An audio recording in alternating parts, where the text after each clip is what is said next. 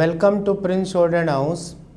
Exercise number 98, Sir Kailash Chandra. 100 words a minute. Total 1000 words. Be ready? Start. Sir, as is well known in 2012, when we passed the Delimitation Commission Act, the constituencies were formed on the basis of the census figures arrived at the last census in 2001. The census authorities at this time worked in a manner which was slightly different from the way in which the work was carried out in 1971. At the time of the census of 1971, as we are aware, all castes and subcastes were mentioned in the census figures.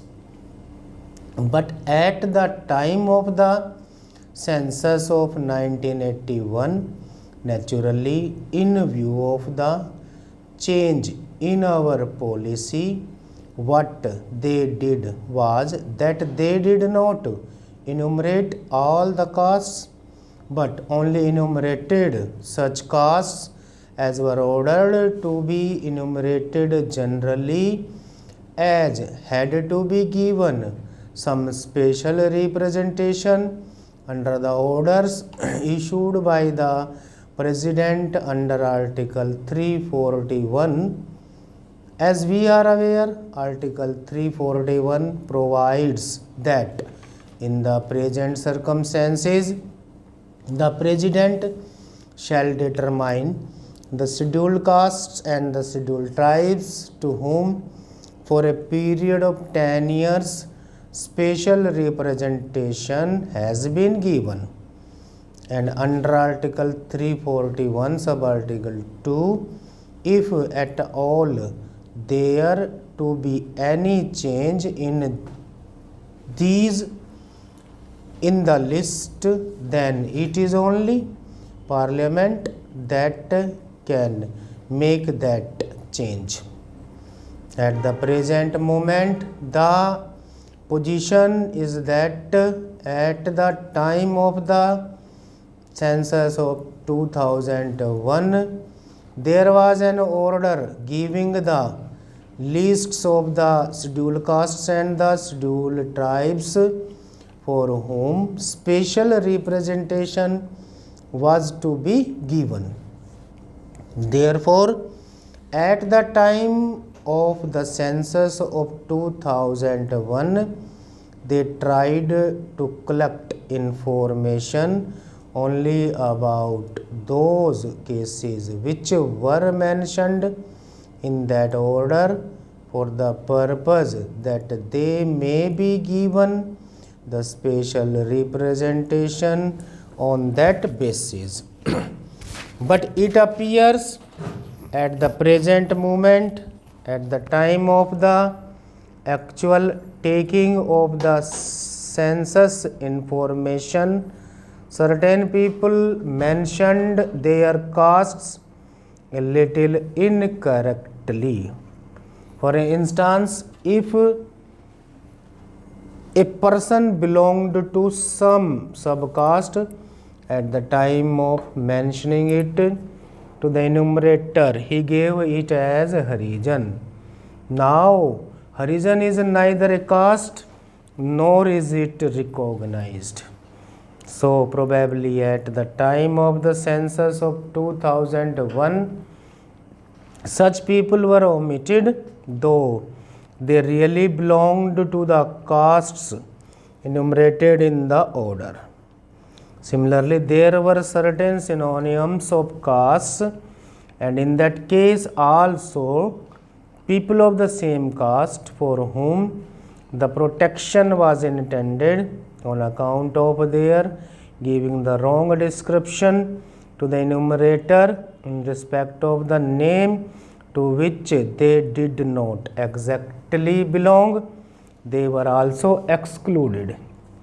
Therefore, in the 1951 census, register which was prepared on the basis of the information thus supplied, certain costs were omitted. After the passing of the bill, as we are aware, under Article 81 of the Constitution, the membership has to bear a certain proportion to the figures of population of the last census. It was, however, found as, for instance, in the case of Andhra Pradesh, though there is a general increase in the population as a whole, there was a decrease in the population of the scheduled caste and the scheduled tribes. This was so glaring that it was brought to the notice of the authorities concerned, and the census authorities there, from whatever information they had, corrected these figures, because in respect of these they had certain slips or certain other papers giving the information from which they could get the correct figures that could be corrected, because the final delimitation orders were not passed at that time.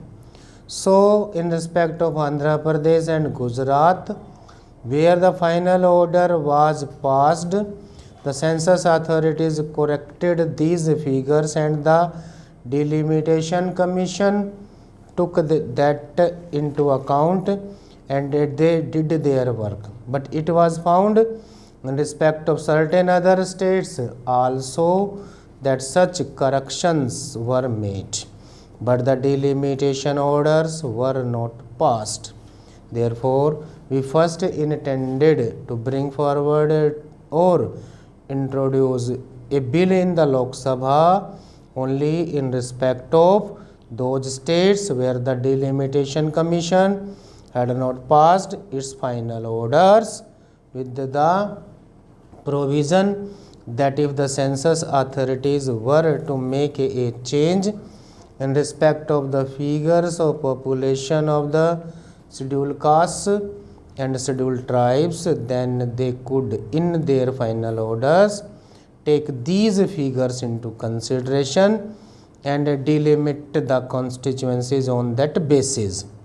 However, when the bill was introduced, it was brought to the notice of the government that in many of the states, final orders had been actually passed by the delimitation authorities, and it was therefore necessary, in order that there should be uniformity in the principles followed in respect of this matter, that there should be some provision brought in spite of the fact that final orders are passed by the delimitation commission that could be reopened, but only for this limited purpose, wherever the census authorities had to correct these figures and place it on a proper basis. The delimitation authorities should in that case reopen that matter and determine the matter on the basis provided by the census authorities. Therefore, the scope of the bill to that extent was widened.